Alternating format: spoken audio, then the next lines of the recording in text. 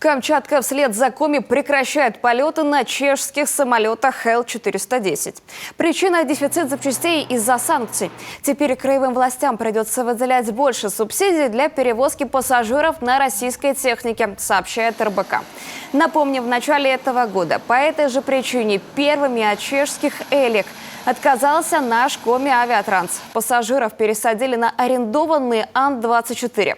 Цена возобновления полетов Ил-410 в республике 200 миллионов рублей. Они бы помогли обойти проблемы за счет параллельного импорта. По данным Росавиации, сейчас в России остается 7 коммерческих операторов самолетов Ил-410. В общей сложности в их авиапарках находится 28 таких машин. Еще 4 самолета есть в распоряжении Ульяновского института гражданской авиации. Они используются для обучения курсантов. При этом уже в следующем году будут выпущены первые отечественные серийные самолеты «Байкал», рассчитанные на 9-12 мест.